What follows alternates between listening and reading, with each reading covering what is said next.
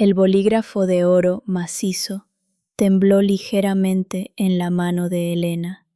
La tinta negra, profunda como un abismo, se deslizó sobre la línea final del documento. No fue un acto impulsivo, fue el punto final de 10 años de paciencia. El salón era grande, demasiado grande para un momento tan pequeño, tan final. Las paredes cubiertas de seda y los candelabros de cristal de Murano parecían juzgarla, testigos mudos de la miseria disfrazada de opulencia. Elena levantó la vista. Su abogada, una mujer eficiente y fría, recogió el expediente con una precisión mecánica.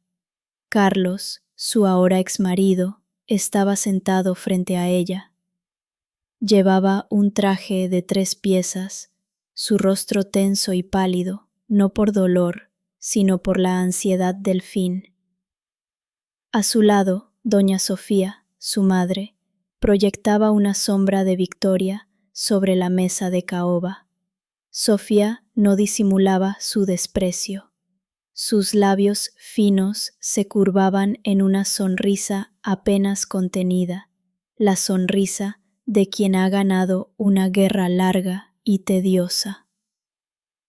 Ya está, dijo la abogada de Elena, rompiendo el silencio, su voz profesional y plana. El matrimonio está legalmente disuelto. Se han cumplido todas las cláusulas de reparto de bienes que corresponden al régimen sin capitulaciones.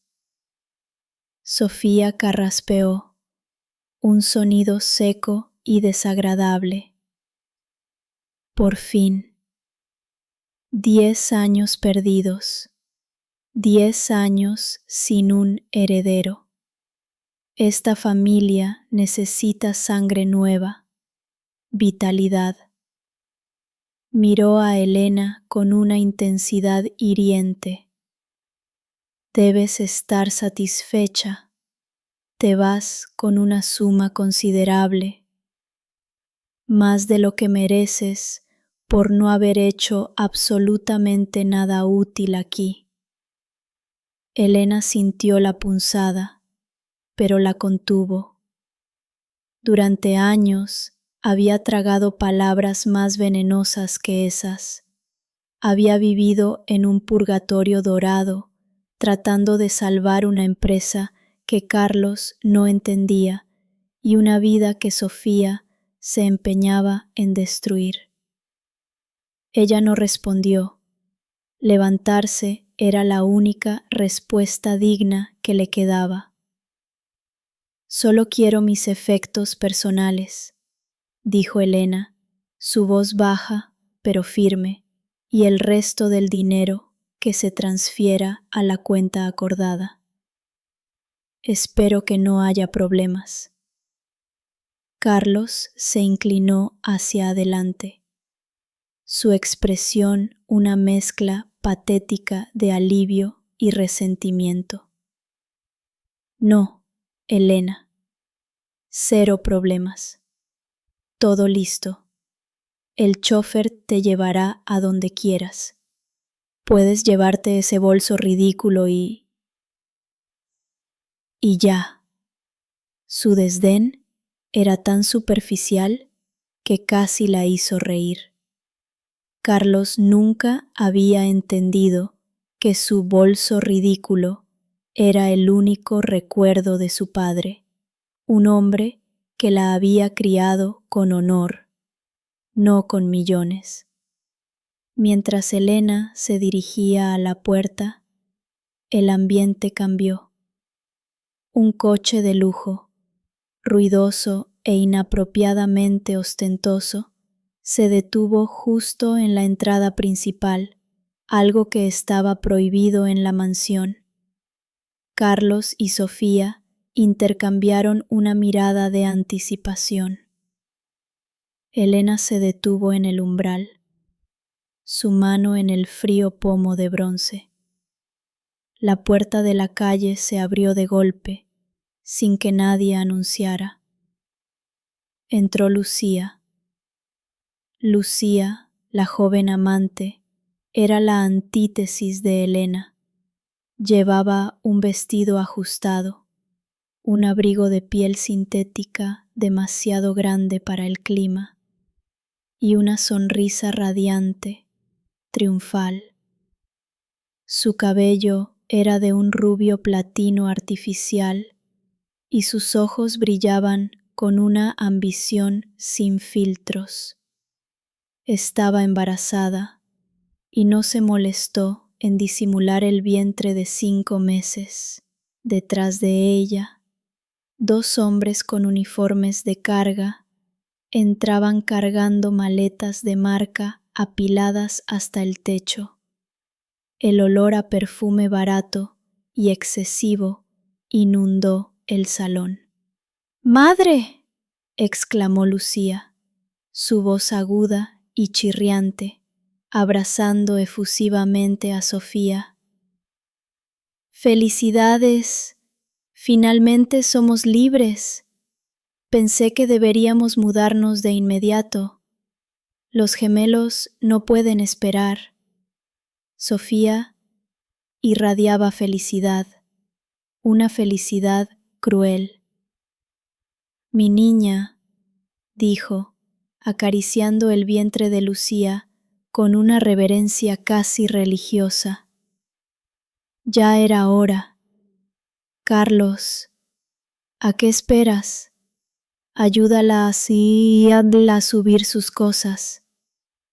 Es tu casa, mi amor, es tu casa, y pronto la de nuestros herederos.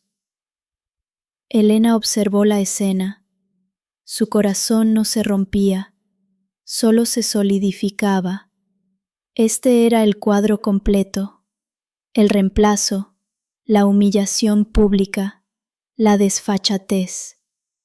Dio un paso hacia atrás, lista para desaparecer en la lluvia que ahora golpeaba las ventanas. Pero Sofía no había terminado. ¡Ah! ¡Espera, Elena!, gritó Sofía, disfrutando del momento. Antes de irte, mira lo que has perdido, mira lo que no pudiste darnos. Una línea de sucesión, una familia de verdad. Lucía se acercó, su mirada despectiva recorriendo a Elena de arriba abajo. Vaya, dijo con una voz llena de burla. Pensé que ya te habrías ido. La basura tiene que ir a su sitio rápidamente, ¿no crees? Hazle un favor a Carlos y deja la llave en la mesa. Y quítate ese anillo feo. Los herederos de esta casa no necesitan ver reliquias de una mujer estéril. Fue un golpe bajo, diseñado para destrozar. Elena sintió el calor en sus mejillas, pero mantuvo la calma. Su mano se dirigió lentamente a su dedo anular. El anillo era un simple aro de plata, no el diamante que Carlos le había comprado, pero el que le había regalado su padre. Antes de que Elena pudiera articular una sola palabra, la puerta de la cocina se abrió con un crujido lento. Era Juana, la mujer de la limpieza, con 60 años de servicio silencioso, la columna vertebral invisible de la casa. Llevaba puesto su uniforme gris almidonado.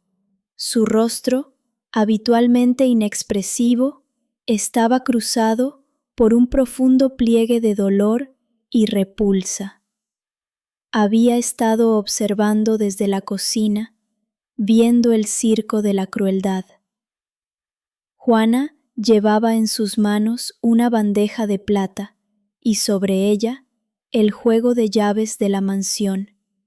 También sostenía el anillo de plata de Elena que se había quitado y un par de guantes viejos de jardinería. «No te molestes, niña», dijo Juana, su voz rasposa pero audible.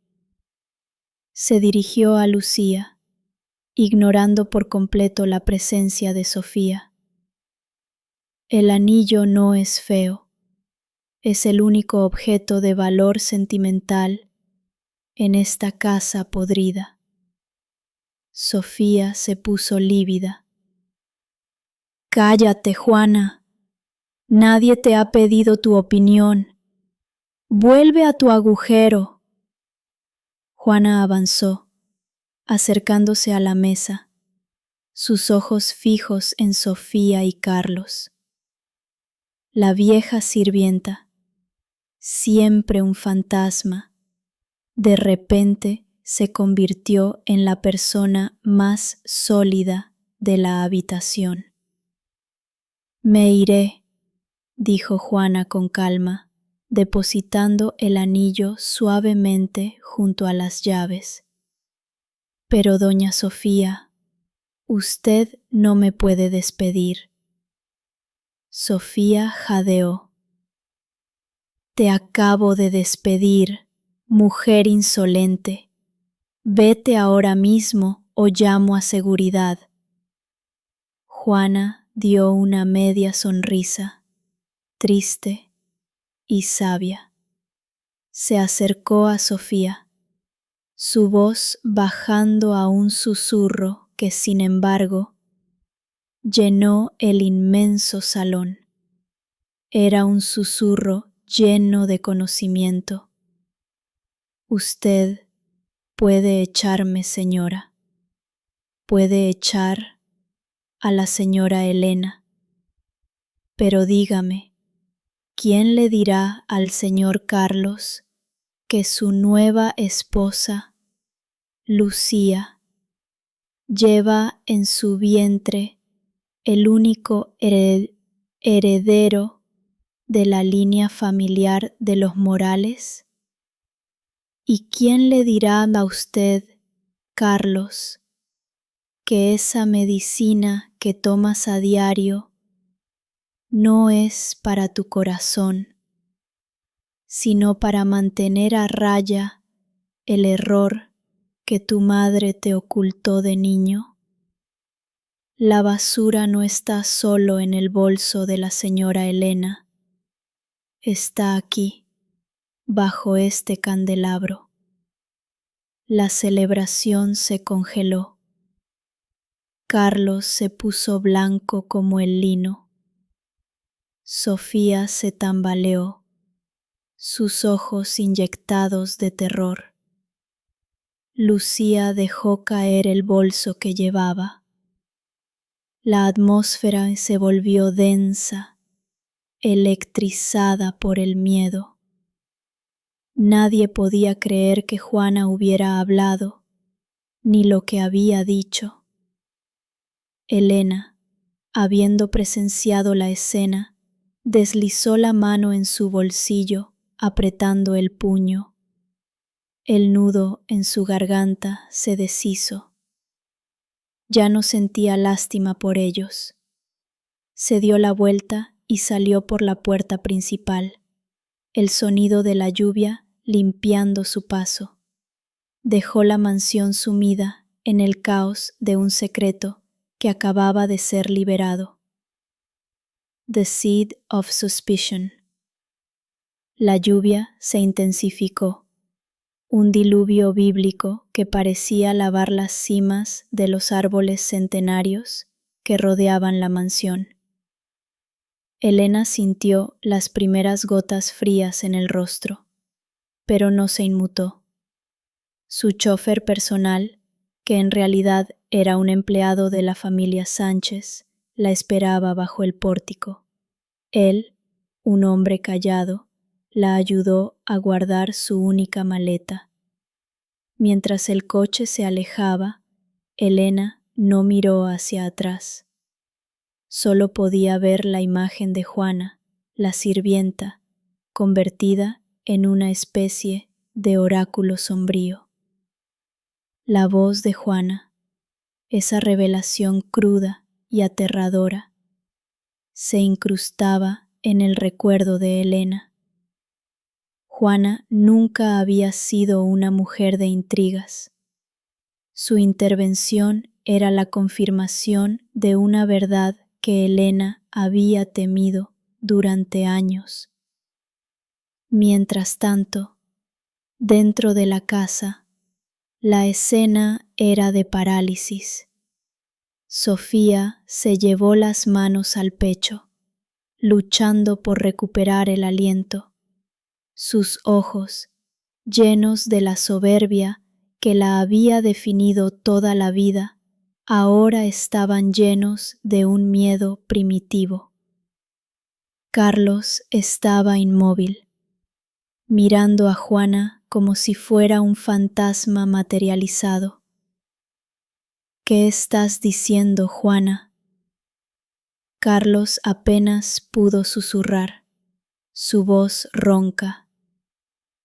Mi medicina, qué error. ¿De qué hablas? Juana, inmutable, recogió los fragmentos de un jarrón que Lucía había tirado al suelo sin querer. Hablar no sirve de nada, joven Carlos. Lo que usted necesita es mirar.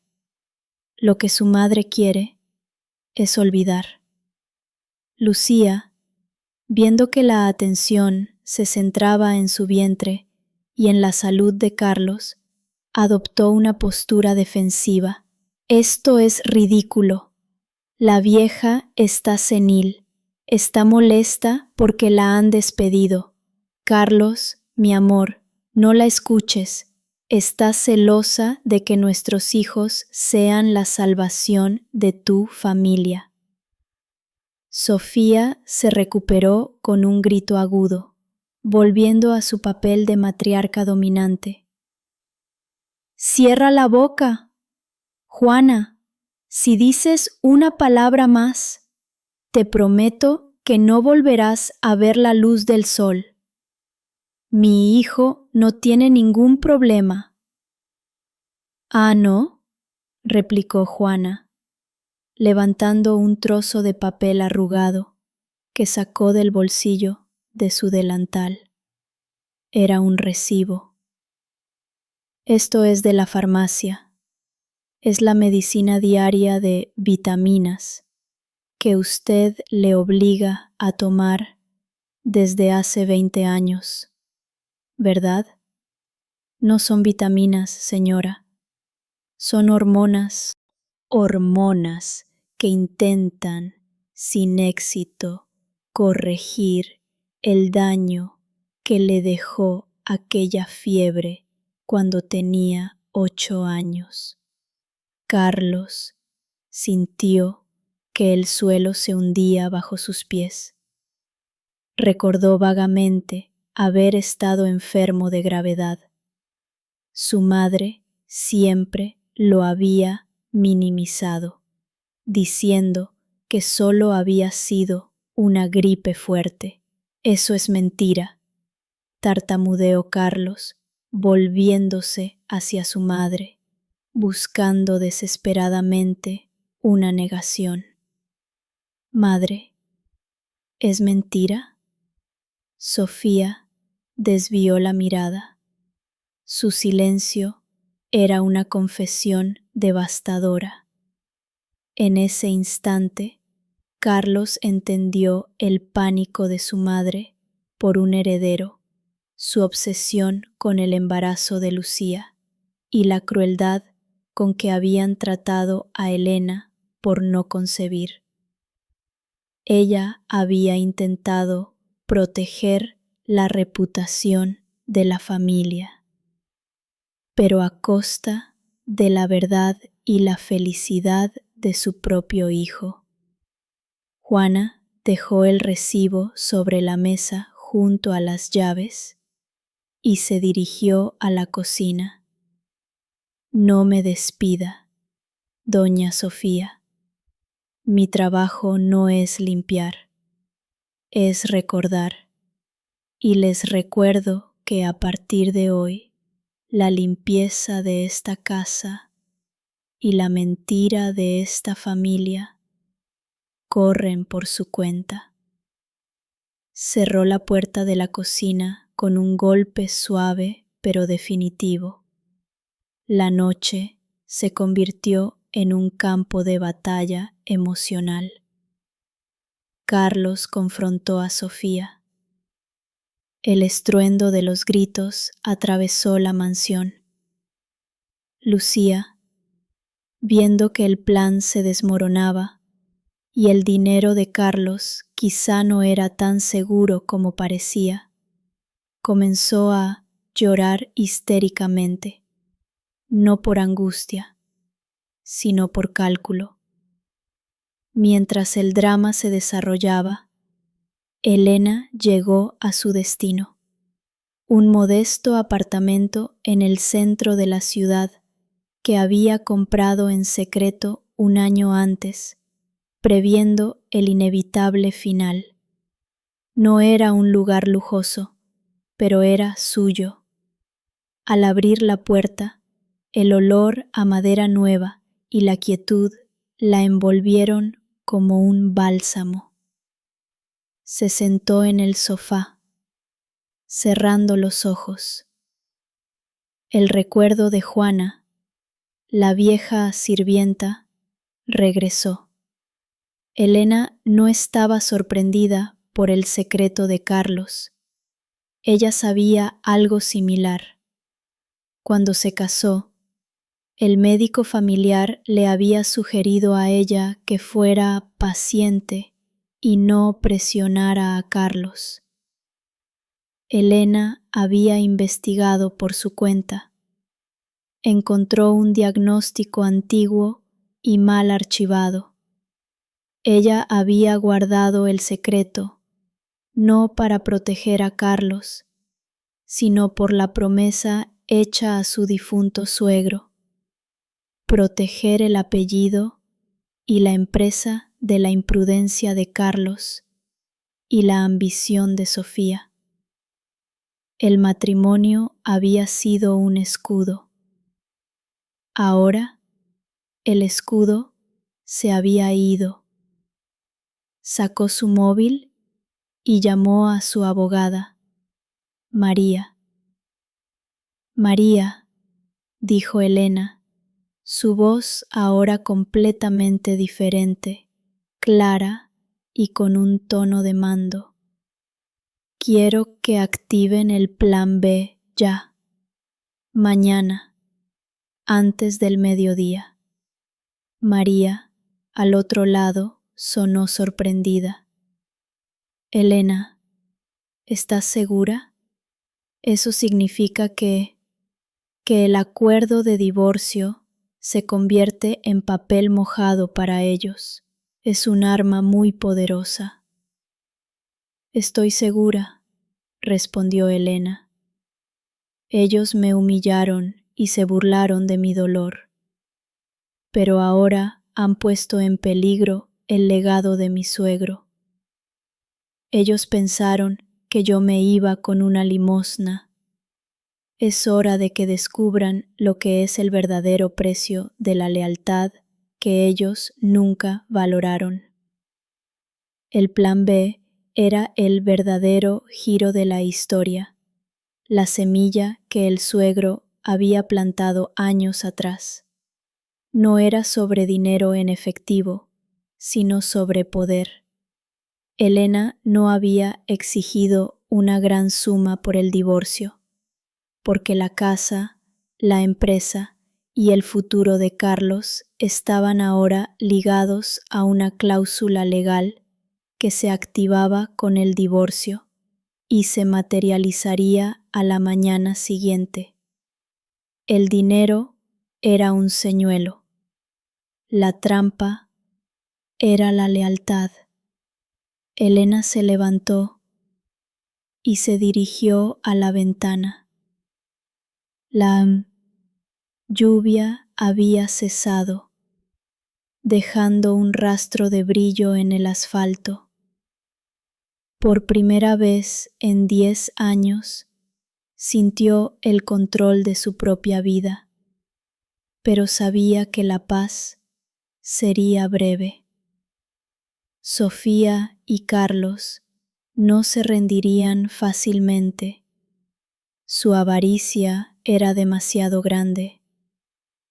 En la mansión, Carlos se había derrumbado en el sofá, su cara enterrada entre las manos. Madre, ¿quién es el padre?, preguntó con voz estrangulada, mirando el vientre abultado de Lucía.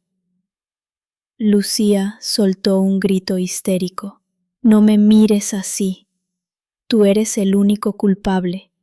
Tu madre me dijo que me pagaría una fortuna si te daba el heredero que no podías tener. Ella me lo propuso. Sofía intentó negarlo, pero su energía se había desvanecido. Se sentó pesadamente. La mentira era más grande de lo que jamás había imaginado. El temor no era ya por el honor de Carlos, sino por su propia supervivencia financiera. Madre, dijo Carlos, su voz goteando resentimiento, si Juana sabe la verdad sobre mi salud, ¿qué más sabe? ¿Qué más sabe esa mujer? El miedo en los ojos de Sofía era una cosa terrible de ver. No lo sé, Carlos. Juana ha estado aquí desde siempre. Ella lo ha visto todo. No sé qué más guarda. La casa se había convertido en una trampa de silencios y acusaciones. Afuera, la noche era tranquila, pero dentro, el verdadero infierno acababa de empezar, alimentado por la sospecha y la traición. The Day of Awakening. La mañana llegó con una luz falsa, filtrándose a través de las cortinas pesadas de la mansión. Dentro, Carlos había pasado la noche en vela, ahogado por una mezcla de rabia y humillación. Su madre, doña Sofía, había sucumbido a la fatiga y dormía un sueño inquieto, pero el silencio no trajo la calma. Juana, la sirvienta, se movía por la casa con su sigilo habitual, preparando el desayuno, actuando como si la noche anterior no hubiera existido, lo cual solo aumentaba la paranoia de Carlos. Lucía se había encerrado en la suite de invitados, llamando frenéticamente a un número desconocido, susurrando en voz baja sobre la necesidad de un plan de escape y una suma mayor de la prometida. La mansión, que se suponía que iba a ser un símbolo de victoria, ahora se sentía como una mazmorra fría. Carlos se dirigió a la cocina, algo que nunca hacía. Encontró a Juana batiendo huevos con una calma desesperante. «Juana», dijo Carlos, intentando sonar autoritario, «necesito que me digas la verdad, toda la verdad. ¿Qué sabes sobre mí? ¿Qué dijo mi padre antes de morir?» Juana dejó el batidor y lo miró con la misma expresión de tristeza profunda que Elena había visto. Su padre, don Alejandro, era un hombre bueno. Carlos, un hombre de honor. Él sabía que usted no estaba preparado para el peso de la herencia, ni Sofía para la honestidad. «Basta de enigmas», gritó Carlos, golpeando la encimera. «Dime dónde están los papeles». Juana suspiró. Los papeles están donde tienen que estar, y la verdad está donde usted no quiere verla. Usted echó a su esposa por un problema que era suyo, y ahora su castigo no será la soledad, será la ruina.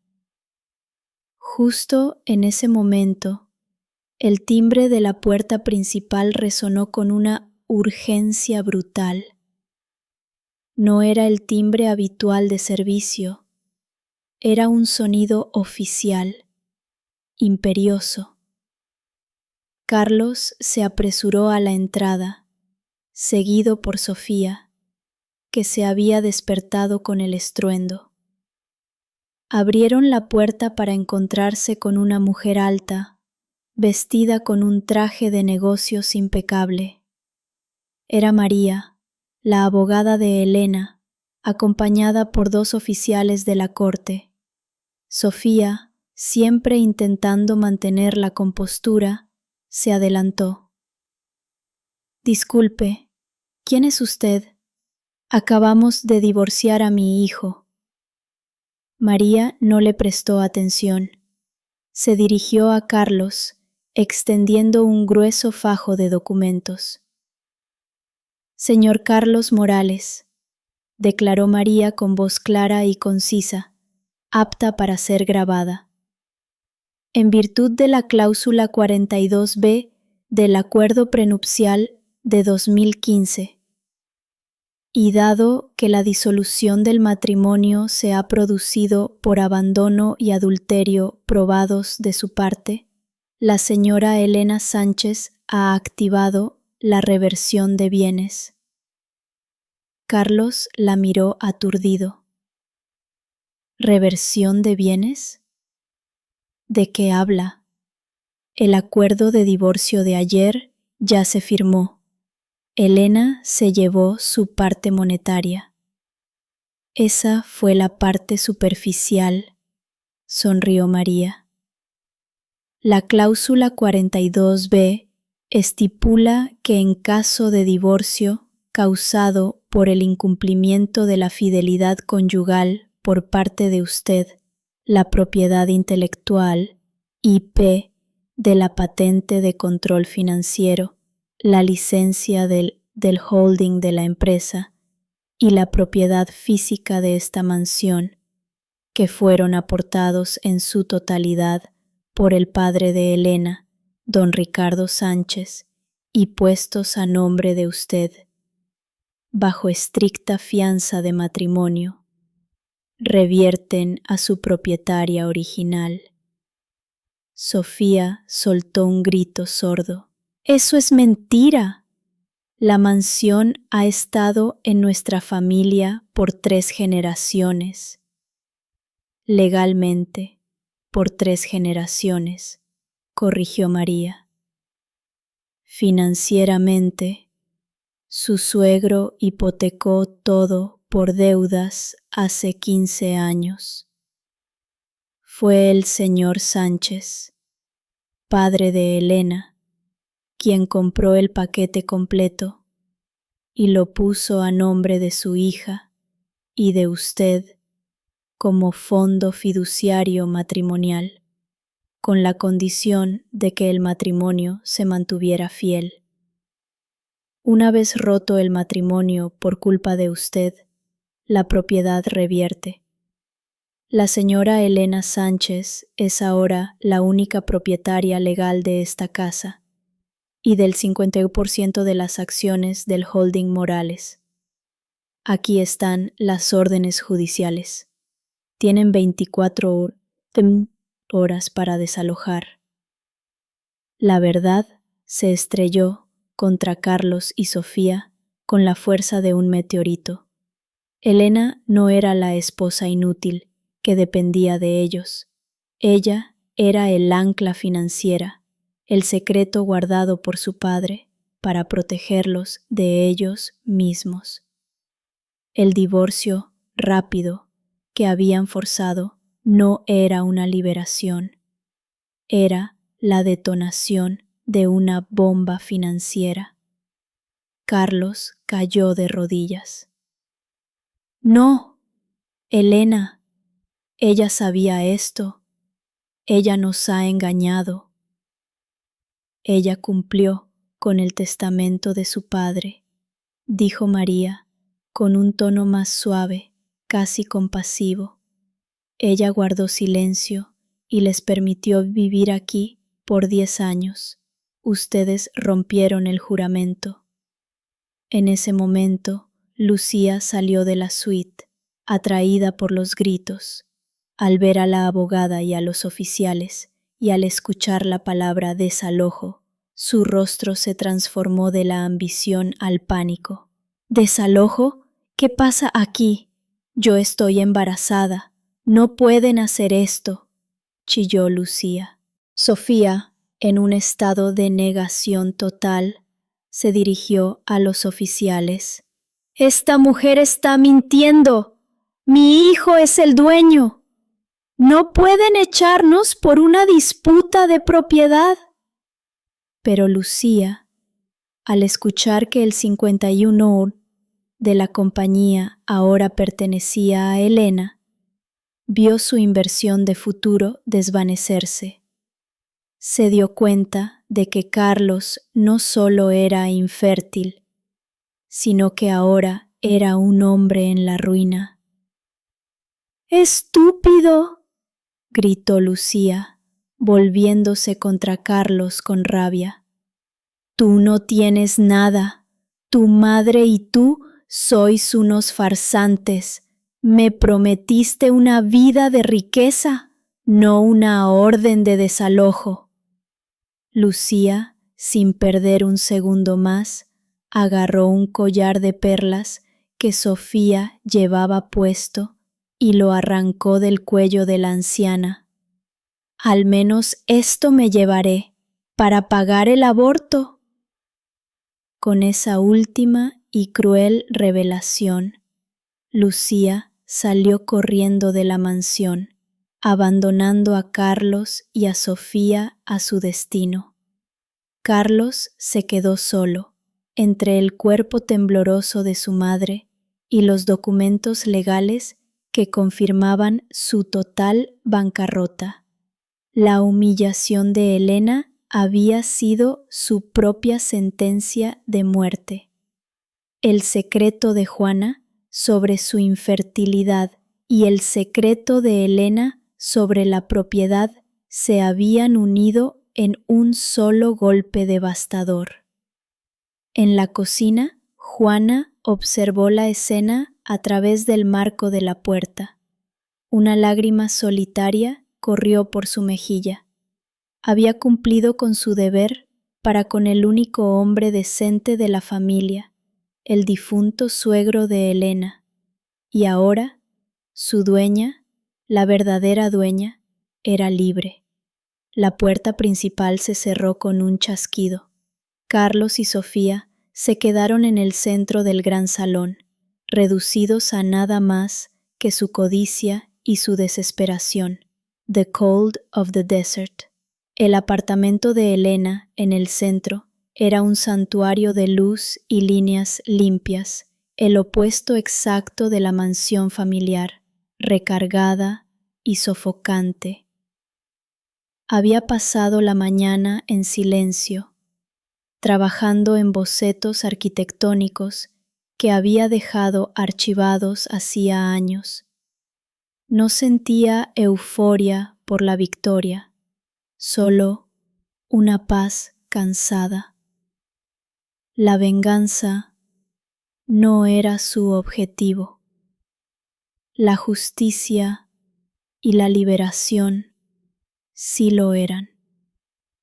La llamada de María, su abogada, confirmando que la orden de desalojo había sido entregada, apenas la conmovió. Sabía que el dinero que había recuperado era solo el comienzo de la verdadera batalla, la batalla por la dignidad. 2 días después, Elena se reunió con Juana. No fue en el apartamento, fue en un parque tranquilo, bajo la sombra de un viejo roble, lejos de miradas indiscretas. Juana vestía su propia ropa, sencilla y sobria, ya no el uniforme gris de la servidumbre. Gracias por venir, Juana, dijo Elena, ofreciéndole una taza de café caliente. Juana aceptó la taza con manos temblorosas. Yo fui quien cerró la puerta, señora. No pude evitarlo. Era la única manera de despertarlos de su avaricia. Lo sé, respondió Elena. Sé lo que hiciste, y sé lo que hiciste por mi suegro. Él me dijo que confiara en usted. Juana asintió lentamente. Don Alejandro me pidió que me quedara, que observara. Él sabía que su hijo y su esposa harían estragos. Él no quería que el trabajo de su vida terminara en la basura. ¿Qué más me ocultas, Juana?, preguntó Elena directamente. Hay algo más allá de la infertilidad de Carlos y los papeles de la casa. Hay algo en tus ojos. Juana bebió un sorbo del café, su mirada fija en el horizonte. Hay un error, señora, un error muy antiguo, el error de doña Sofía. Ella ha vivido toda su vida con un miedo terrible. Juana continuó revelando un secreto que se remontaba a la infancia de Carlos. El brote de paperas no fue la única enfermedad. Hubo un accidente de coche que Sofía intentó ocultar, un golpe en la cabeza que no fue tratado correctamente y que había provocado no solo problemas reproductivos, sino una dolencia neurológica rara que se manifestaría con el estrés y la edad. La medicina que Carlos tomaba diariamente no solo era para su ego, era un paliativo para un problema mucho más grave que su madre había jurado no revelar jamás para mantenerlo apto para la sociedad.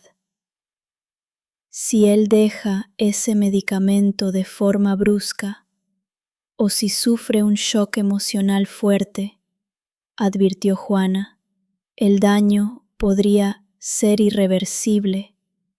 Él se desintegrará mental y físicamente. Elena palideció. No le guardaba amor a Carlos, pero no deseaba su muerte. Su plan había sido económico, no fatal. ¿Por qué no le dijiste nada a él?, preguntó Elena. El señor Alejandro me hizo prometerlo, dijo Juana con voz quebrada.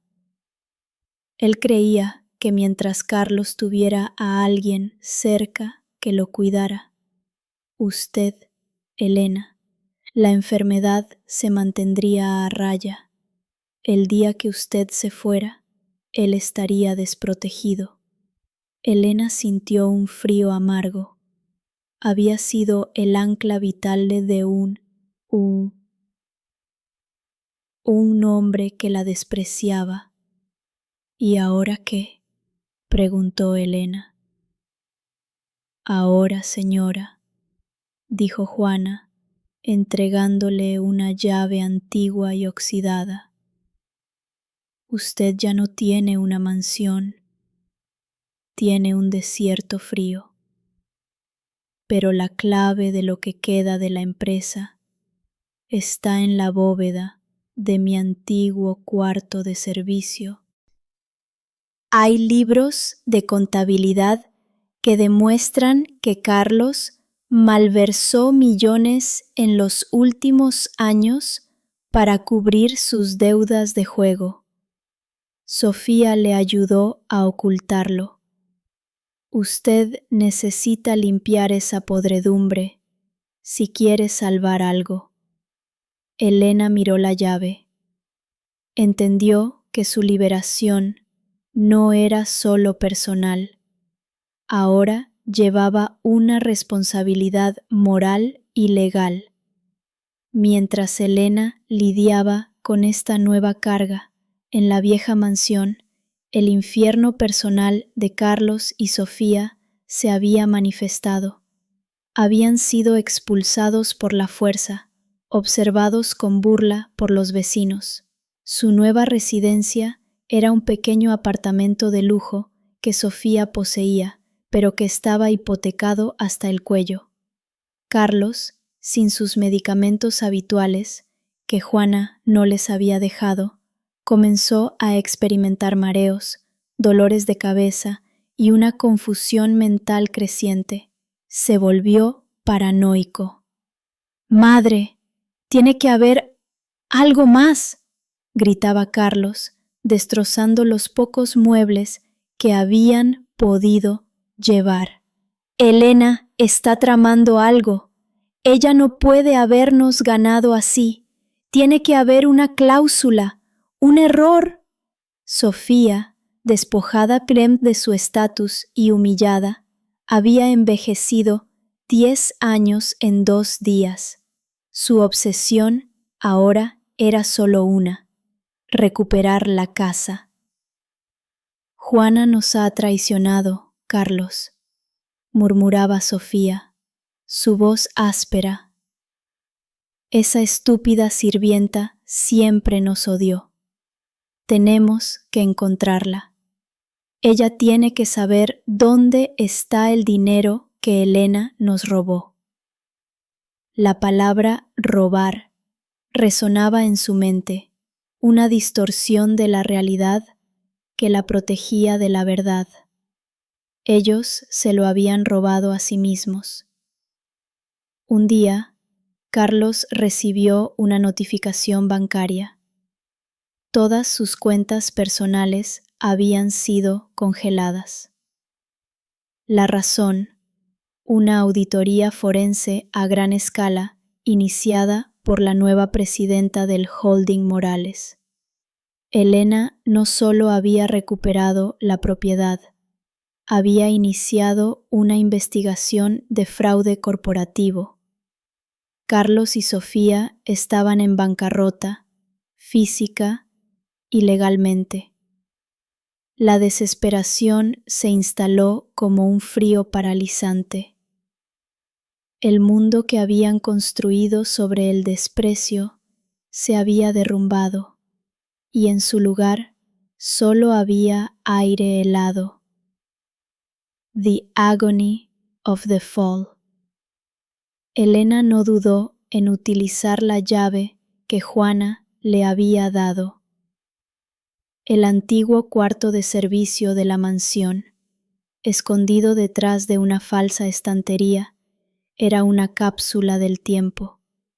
Estaba impecable, a diferencia del resto de la casa que Carlos y Sofía habían dejado en desorden.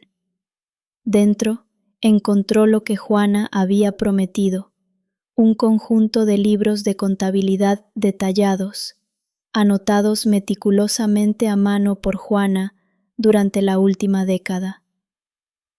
Estos libros no eran solo registros de gastos del hogar, eran la prueba irrefutable de la malversación sistemática de fondos de la empresa. Carlos y Sofía habían estado desviando millones a cuentas offshore y a pagos de deudas de juegos secretas. Peor aún, los libros revelaban que habían estado inflando los números de las ganancias durante años, engañando a los inversores y al fisco. Elena entendió que el control de la empresa por parte de Carlos no era solo incompetencia, era criminalidad. Su abogada, María, analizó los documentos con una mezcla de horror y fascinación. Elena, con esto no solo recuperas la empresa, sino que puedes enviarlos a prisión federal. Esto no es solo una disputa matrimonial, es un fraude masivo. Quiero que todo sea legal y transparente, dijo Elena, su voz tranquila pero fría. Que el castigo sea la ley. No quiero un juicio mediático. Quiero que el sistema actúe. Y quiero que se investigue el historial médico de Carlos. La investigación médica fue un asunto delicado. Juana había proporcionado a María el nombre del médico original y la ubicación del archivo. Lo que descubrieron confirmó los peores temores de Elena. La condición de Carlos era degenerativa. El estrés del divorcio y la revelación de la infertilidad, combinados con la interrupción de su medicación, estaban acelerando su declive. El castigo de la ley pronto sería irrelevante al lado del castigo biológico. Mientras Elena se fortalecía, Carlos se desmoronaba.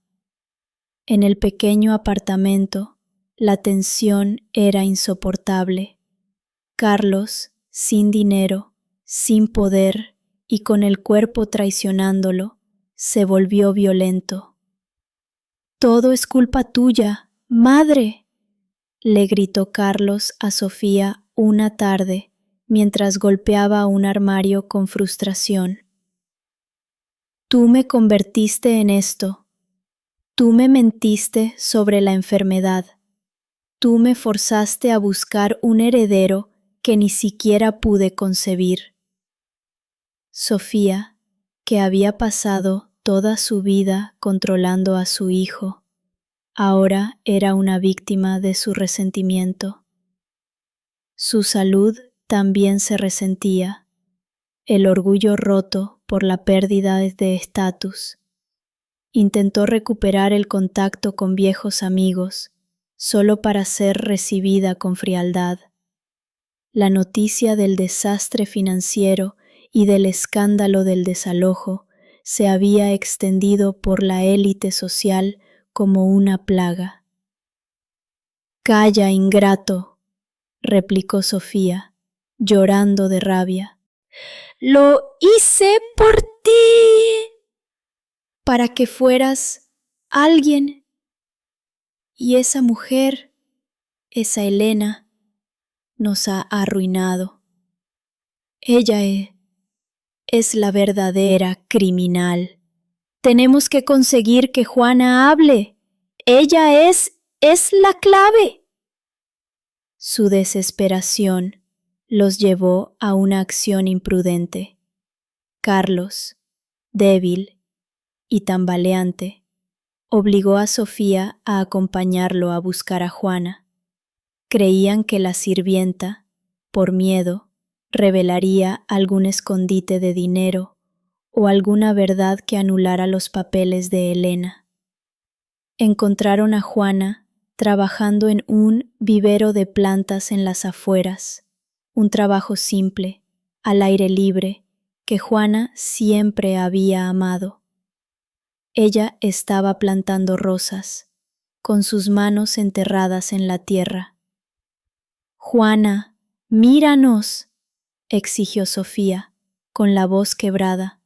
«Míranos a lo que nos ha reducido esa serpiente de Elena. Tienes que ayudarnos. Dinos dónde está el dinero que mi esposo ocultó». Juana se puso de pie, lentamente, limpiándose la tierra de las manos. Miró a Carlos, cuya apariencia se había deteriorado. Su rostro estaba hinchado y sus ojos inyectados en sangre. Yo no les debo nada, dijo Juana con calma, su voz resonando con autoridad. Su esposo, don Alejandro, les dejó la verdad en sus manos. Ustedes eligieron la mentira. Yo no puedo darles la verdad, Carlos. Tienen que ganársela. Carlos, sintiendo el desprecio de la única persona que quedaba de su pasado, perdió el control. Su frustración y su enfermedad lo invadieron. Extendió la mano y agarró a Juana por el brazo, apretando con una fuerza patética. «Dime dónde está la medicina, entonces. Dímelo», gimió Carlos. «Me estoy volviendo loco». «La medicina está en su fuerza, Carlos», respondió Juana, sin mostrar miedo. «Y su fuerza se fue con la única persona que se preocupó por usted, Elena». En un momento de confusión y desesperación, Carlos levantó la mano para golpear a Juana, pero en ese instante su cuerpo lo traicionó. Sus músculos se tensaron en un espasmo incontrolable. Cayó al suelo, convulsionando violentamente. Sofía gritó, un sonido desgarrador de terror puro. Estaba paralizada, viendo cómo su hijo, al que había intentado proteger con mentiras toda su vida, era consumido por la verdad y por la enfermedad que había ocultado. Juana reaccionó de inmediato. No dudó. Se arrodilló junto a Carlos, lo sostuvo con experiencia y le gritó a Sofía que llamara a una ambulancia. No había rencor en su acción, solo el instinto de cuidar. En ese momento de crisis, Juana no era la sirvienta, era la única persona en la vida de Carlos que lo había amado sin esperar nada a cambio, cumpliendo la promesa silenciosa de su padre. Mientras los paramédicos llegaban, llevándose a Carlos inconsciente, Sofía se quedó sola en el vivero. Se dio cuenta de la ironía brutal. Había perdido todo, y el único ser humano que había intentado salvar a su hijo era la mujer que ella había despreciado. The Weight of the Hidden Truth. Carlos fue ingresado en el ala de neurología de un hospital público, un lugar frío y desangelado, muy alejado de las clínicas privadas a las que Sofía solía recurrir. Los médicos confirmaron la sospecha de Juana. Un trastorno neurológico degenerativo, exacerbado por el estrés agudo y la falta de tratamiento adecuado, lo que lo había llevado a un estado de coma inducido para estabilizarlo. Sofía se encontraba sola. Había gastado sus últimas reservas en pagar el seguro y la hospitalización inicial. El apartamento hipotecado se sentía vacío y hostil. Su vida, definida por el control y el lujo, se había reducido a una silla de hospital, observando las máquinas que mantenían vivo a su hijo. Su soberbia se había disuelto, dejando solo la amarga culpa. Mientras tanto, Elena estaba sumergida en la limpieza corporativa. Con la ayuda de María, estaba reestructurando el holding Morales, despidiendo a los ejecutivos corruptos y negociando con los acreedores. Descubrió la magnitud de la deuda y la profundidad del fraude que Carlos y Sofía habían ocultado. No era solo un asunto de avaricia, era un pozo sin fondo de irresponsabilidad. Un día, Elena recibió una llamada de Juana. Señora Elena, Carlos está estable, pero los médicos dicen que su mejor oportunidad de recuperación está en manos de un especialista en Suiza. Es carísimo. Sofía está sola y no tiene recursos. Elena sintió un escalofrío. La justicia se había servido, pero la ruina completa de Carlos parecía excesiva, especialmente considerando la promesa que había hecho a su suegro. Voy a visitarlo, dijo Elena, para sorpresa de Juana. Elena llegó al hospital vestida de manera sencilla, casi irreconocible para los pocos conocidos que aún rondaban por los pasillos. Encontró a Sofía en la habitación de Carlos. La anciana estaba encorvada, su cabello gris revuelto, su rostro hinchado por el llanto y la falta de sueño. Parecía el fantasma de la matriarca dominante que había sido. Al ver a Elena, Sofía se levantó de un salto, una mezcla de terror y súplica en sus ojos. ¡Elena!, jadeó. ¿Has venido? ¿Has venido a reírte de mí? ¿A terminar el trabajo? Elena no respondió a la hostilidad. Solo miró a Carlos, conectado a los tubos.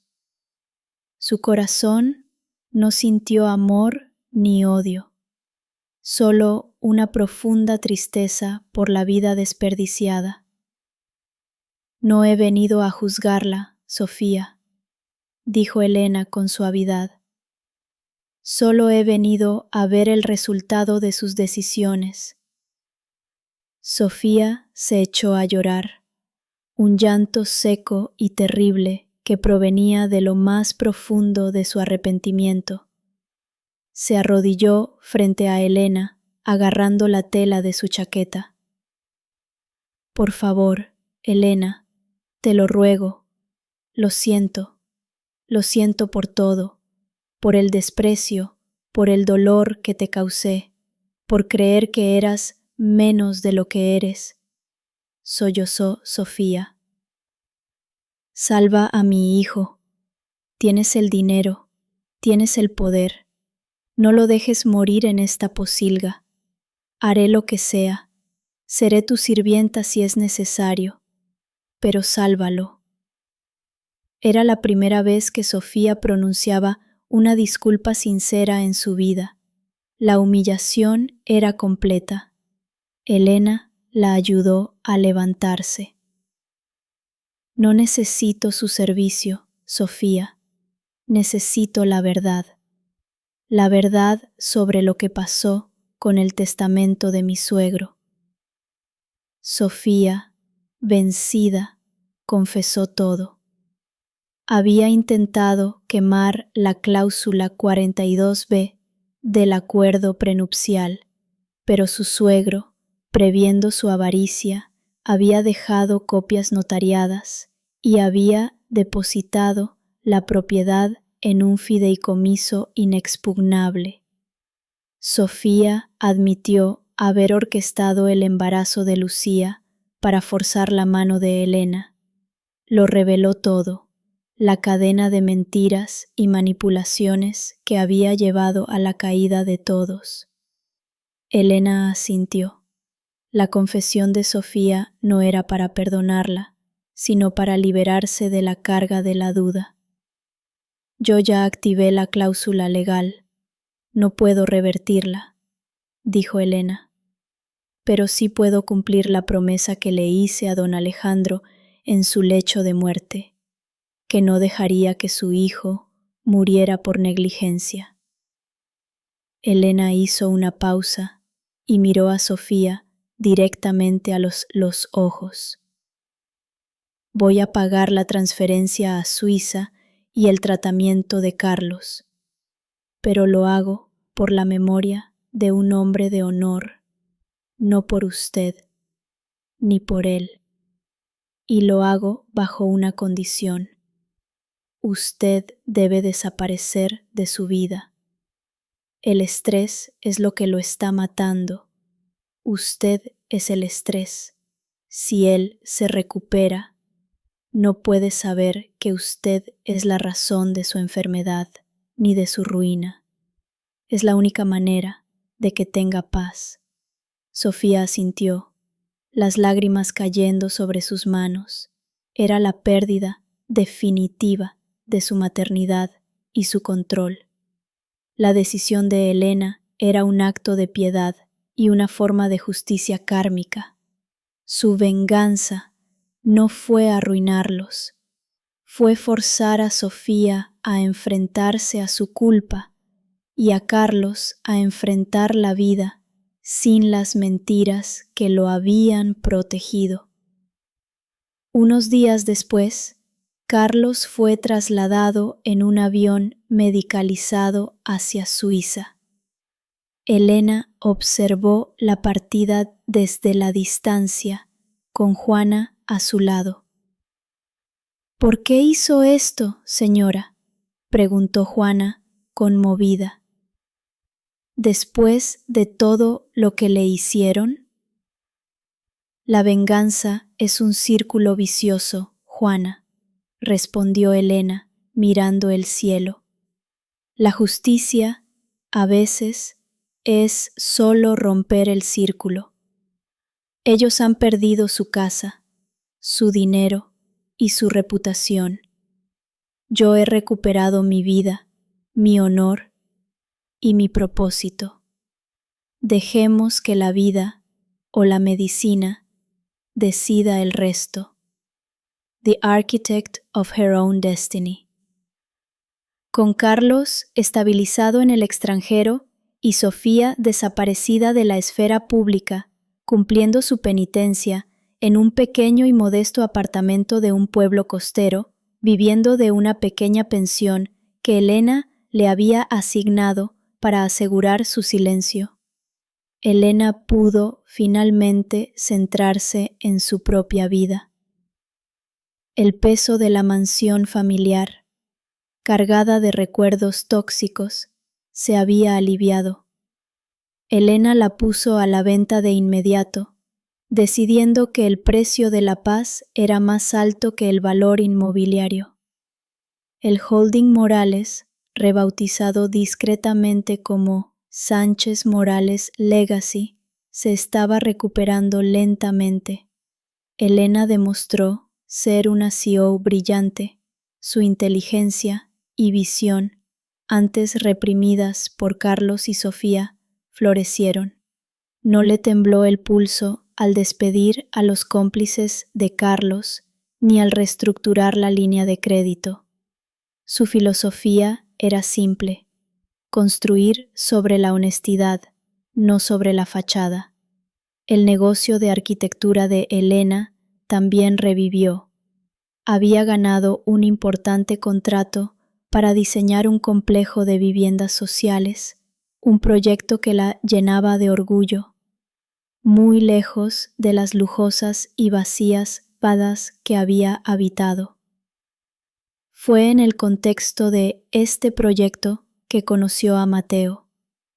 Mateo era el jefe de obra, un hombre de 40 años, alto, con manos fuertes y un rostro marcado por el sol y el trabajo duro.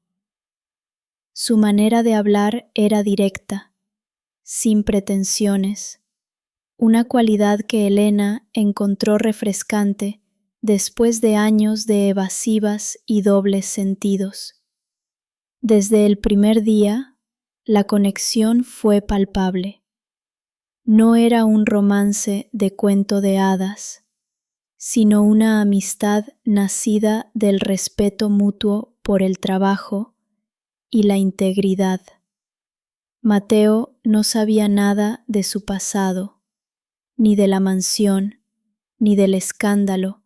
Para él, Elena era simplemente la arquitecta, una mujer inteligente y dedicada. Y eso era lo que Elena más valoraba. Una tarde, mientras revisaban planos en la oficina de obra, Mateo se atrevió a preguntar: Elena, eres una mujer de negocios formidable, pero siempre llevas esa tristeza en los ojos. ¿Qué te ha pasado? Elena sonrió, una sonrisa genuina, aunque melancólica.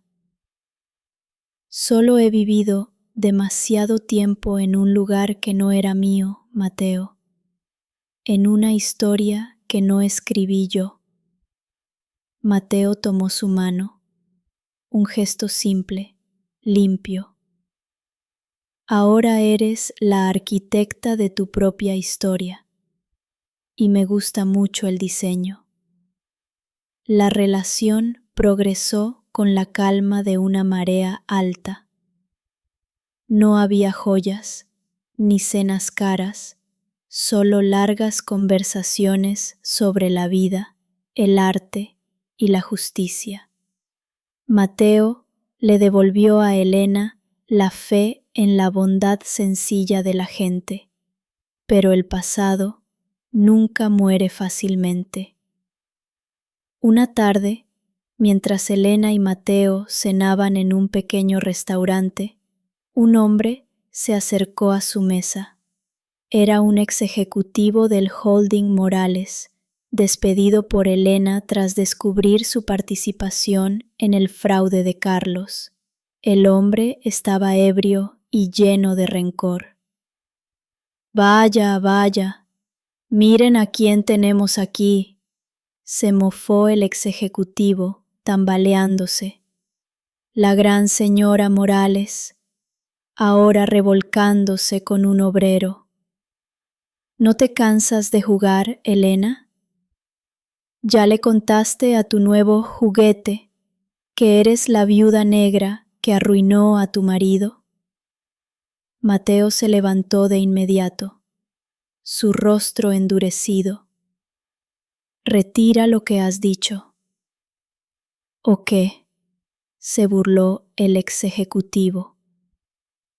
Ella es la dueña del mundo, pero a mí me quitó mi jubilación. Ella se llevó toda la fortuna de los Morales, la casa, la empresa, y dejó a su marido, el pobre Carlos, agonizando en una clínica de mala muerte en Suiza. La revelación fue cruel y pública. Mateo miró a Elena, sus ojos llenos de confusión y una traición inesperada. ¿De qué está hablando?, preguntó Mateo, su voz baja y tensa. Elena miró al ex ejecutivo, vio la maldad que el dinero había incubado. No se inmutó. Este hombre ha sido despedido por robar. Mateo no tiene nada que perder, dijo Elena. Luego se dirigió al ex ejecutivo con una frialdad cortante. Si no te vas ahora mismo, no solo me encargaré de que te arresten, sino que haré que tu vida sea tan transparente como estos platos, mostrando cada mentira y cada deuda oculta. El ex ejecutivo, al ver la seriedad en los ojos de Elena, se encogió y se fue maldiciendo. Pero el daño estaba hecho. Mateo se sentó lentamente, agonizando. Elena, ¿arruinó a tu marido, dueña de la fortuna? No entiendo. ¿Quién eres realmente? Elena supo que este era el momento de la verdad, el momento de poner a prueba la fe que Mateo le había devuelto. No podía mentir. Soy Elena Sánchez. Mi exmarido es Carlos Morales. Y sí, activé una cláusula legal que hizo que la propiedad y la mayoría de las acciones volvieran a mí. Él y su madre intentaron humillarme, intentaron dejarme sin nada. La fortuna es un castillo de naipes que yo estoy tratando de salvar. Y Carlos está en un hospital suizo porque su madre le ocultó una enfermedad degenerativa. Yo pagué su tratamiento. Mi venganza fue salvarlo de la muerte. Elena le contó la historia de manera sucinta, sin adornos. Cuando terminó, el silencio se apoderó de la mesa. Mateo la miró a los ojos durante un largo momento. En lugar de resentimiento, sus ojos mostraron una comprensión profunda. No le importaba el dinero, le importaba la honestidad. No me importa quién eras, dijo Mateo finalmente. Me importa quién eres ahora. Y me importa la verdad. Eres una mujer fuerte que eligió la justicia en lugar de la autocompasión. Pero hay algo que no me has contado. Mateo se inclinó y le susurró al oído, un giro inesperado. Hay un secreto en mi familia, Elena. Un secreto que me conecta, de una manera muy antigua, con la mansión que estás a punto de vender. Y si el destino que crees haber escrito ya estaba escrito mucho antes. La confesión de Mateo dejó a Elena paralizada. ¿Otro giro del destino? ¿Podría haber una conexión ancestral con los cimientos de la familia Morales? El aire en el pequeño restaurante se había vuelto pesado, no por tensión, sino por la revelación. Elena miró a Mateo. Su mente, la mente de una arquitecta que busca patrones y lógica, intentando encajar esta nueva pieza en el rompecabezas de su vida. ¿Qué quieres decir, Mateo?, preguntó Elena, bajando la voz. ¿Qué conexión puedes tener tú con esa casa, con los Morales? Mateo le explicó su historia en voz baja. Era una historia de honor y de una injusticia olvidada que se remontaba a la época del abuelo de Carlos. La familia de Mateo, los Dueñas, había sido la constructora original de la mansión.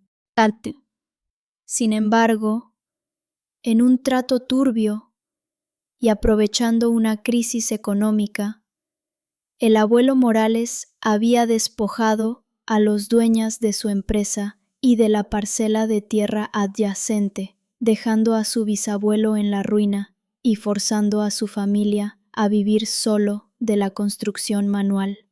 Mi bisabuelo juró que algún día un Dueñas volvería a esa tierra, aunque fuera para construir algo más pequeño, algo honesto. dijo Mateo.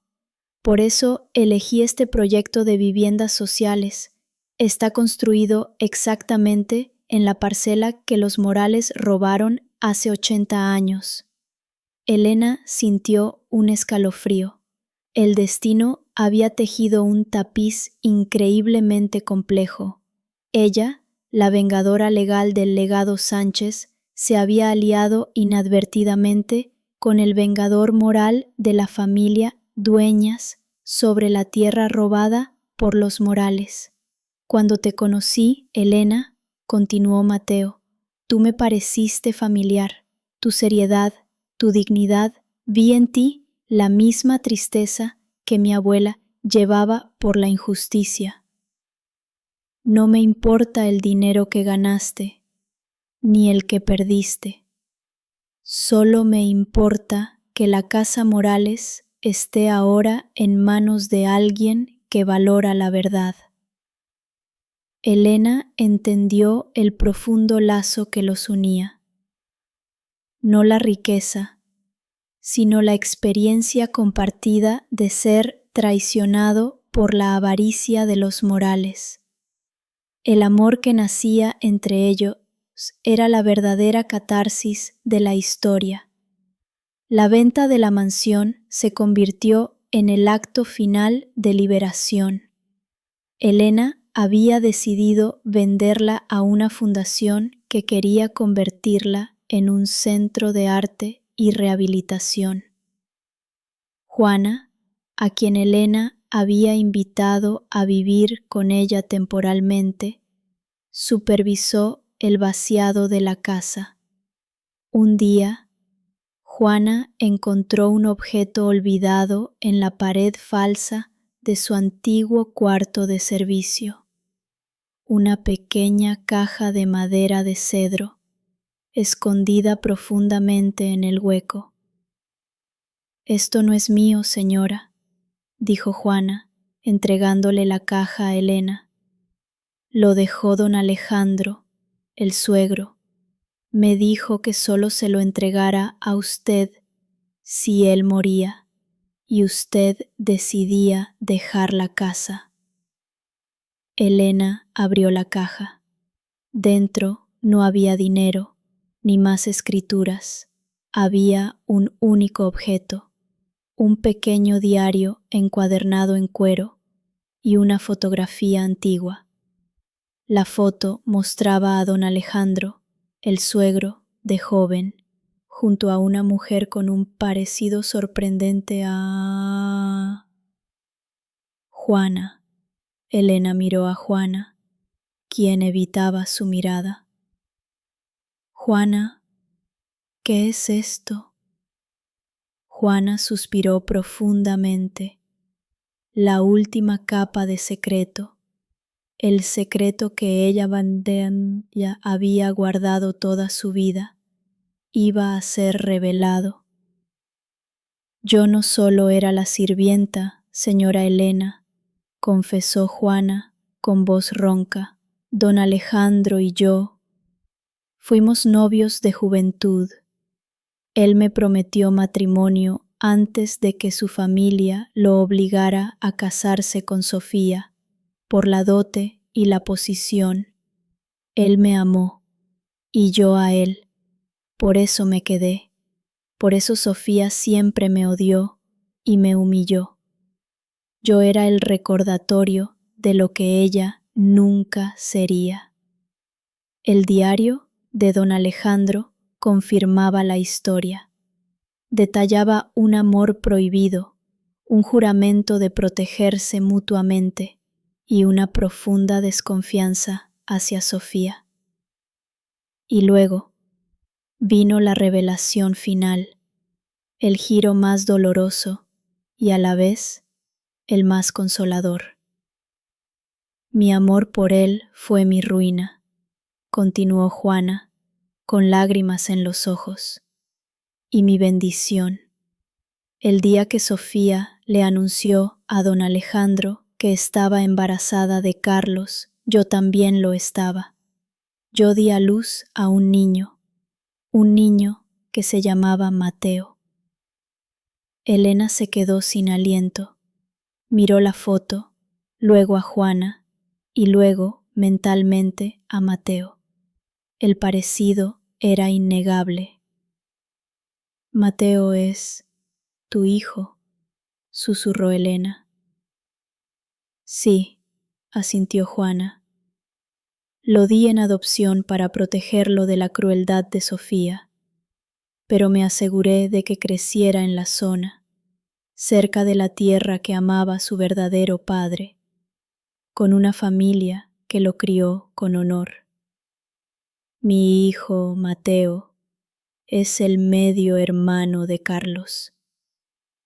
El círculo estaba completo. Elena no se había enamorado de un extraño. Se había enamorado del verdadero hijo de su suegro, el verdadero heredero espiritual de don Alejandro. El destino, en su infinita ironía, había unido a la nuera de la que renegaban y al hijo bastardo para deshacer la maldad de la familia legítima. Don Alejandro me confió la verdad de Carlos, su infertilidad y su enfermedad, y la verdad de la propiedad a ti, Elena, dijo Juana, y a mí me confió a nuestro hijo. Él sabía que solo la verdad y el amor real podrían limpiar el nombre de su familia. Elena necesitaba procesar la avalancha de revelaciones. La historia de Juana no solo reescribía la historia de la familia Morales, sino la de su propio corazón. El hombre del que se había enamorado era, irónicamente, el único heredero legítimo de carácter de la estirpe que la había repudiado. El destino no solo había vengado la injusticia de Elena, sino la de Juana y de Mateo. Llamó a Mateo y le pidió que se reunieran en un lugar neutral, el parque donde solía encontrarse con Juana. Mateo llegó con el rostro grave, sabiendo que Elena tenía la otra mitad de la verdad. Elena le entregó el diario de su padre biológico, don Alejandro, y la fotografía. Mateo leyó las páginas bajo la sombra del roble, el mismo árbol que había visto a su madre biológica décadas antes. Mientras leía la confesión de amor y la dolorosa decisión de darlo en adopción para salvarlo de la toxicidad de Sofía, Mateo entendió el silencio y la tristeza de Juana. Levantó la vista, sus ojos llenos de lágrimas contenidas. Juana es mi madre, susurró. Ella siempre ha estado allí, siempre observando, cumpliendo un juramento sagrado. Elena asintió. Ella te protegió, y de alguna manera el destino te trajo de vuelta a la tierra de tu padre para sanar viejas heridas. No te enamoraste de mí por casualidad, Mateo. Te enamoraste de la única persona que entendía el peso del nombre Morales sin llevar su sangre. La verdad solidificó su vínculo en lugar de romperlo. No había mentiras entre ellos, solo las dolorosas verdades de sus respectivas familias. Juntos fueron a ver a Juana. La reunión fue un momento de profunda emoción y sanación. Mateo abrazó a la madre que lo había sacrificado para salvarlo. Juana se permitió llorar por primera vez en décadas, el peso de su secreto finalmente liberado. Con el apoyo de Mateo, Elena tomó la decisión final sobre la empresa, usándole la evidencia de la contabilidad de Juana procedió legalmente. Los libros de contabilidad detallaban el fraude de Carlos y Sofía para evitar un escándalo público y una condena a prisión, y para proteger lo que quedaba del nombre de don Alejandro. Elena negoció un acuerdo con el fiscal. Carlos, aún convaleciente y con un daño neurológico permanente, sería liberado de toda persecución penal a cambio de renunciar a la totalidad de sus acciones restantes y a cualquier reclamación futura. El dinero restante se usaría para indemnizar a los inversores más pequeños y cubrir los costos de su tratamiento en curso. En cuanto a Sofía, su castigo ya estaba en marcha. Elena le envió una carta con los documentos que confirmaban que Carlos había renunciado a todo, junto con una copia del diario de don Alejandro y la foto de Juana. Sofía, en su pequeño exilio costero, recibió el golpe final, la humillación de saber que su marido la había despreciado, que la sirvienta había sido su verdadero amor y que su propio hijo, Carlos, era el producto de un matrimonio sin amor, arruinado por sus mentiras.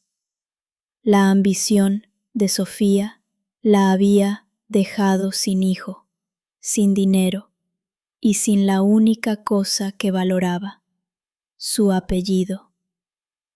Elena no se quedó con la mansión, pero usó el dinero de la venta para crear una fundación que ayudaba a mujeres a obtener independencia financiera tras el divorcio, a la que llamó Fundación Juana, un tributo silencioso a la mujer que había sido el ancla moral de su vida. La justicia para Elena no fue la ruina total de Carlos, sino la restauración del orden. Carlos viviría una vida tranquila, asistido en un sanatorio, libre del estrés que lo había enfermado, y más importante, libre de la toxicidad de su madre. Era una vida sin grandeza, pero con paz. El último acto de Elena fue visitar la tumba de su suegro. Ella llevó flores y se sentó allí, sintiendo que había cumplido su promesa, limpiando el apellido que él había intentado proteger. Al salir del cementerio, Mateo la esperaba, con Juana a su lado. El sol de la tarde bañaba el cementerio con una luz dorada y suave, iluminando la tumba de don Alejandro. Elena se sintió en paz. El Alcananda había dejado atrás no solo un matrimonio, sino un karma que la había atado a una casa llena de fantasmas. Al salir del cementerio, el abrazo de Mateo y la sonrisa de Juana fueron la verdadera recompensa. Mateo y Elena, junto con Juana, se mudaron a una casa pequeña y moderna que Elena había diseñado cerca de su nuevo proyecto de viviendas sociales. La casa no era lujosa, pero era luminosa, funcional. Lo más importante, estaba construida sobre cimientos de verdad y respeto mutuo. La antigua mansión Morales fue demolida para dar paso al centro de arte de la fundación. Elena y Mateo supervisaron la demolición. Al caer el último muro, Elena sintió una liberación física. Lo que una vez fue el símbolo de su prisión, ahora se convertía en el símbolo de la esperanza para otros. Un año después, la vida de Elena y Mateo era una sinfonía de trabajo duro y afecto sincero. Juana vivía con ellos, ya no como sirvienta, sino como la matriarca silenciosa, compartiendo sus recetas y la sabiduría de sus años. Ella finalmente tenía a su hijo a su lado y el reconocimiento de su valor. Carlos vivía en el sanatorio en Suiza, su condición estable, pero con la mente nublada. Recibía cuidados constantes pagados por el fondo que Elena había creado. Ya no era el hombre ambicioso y débil.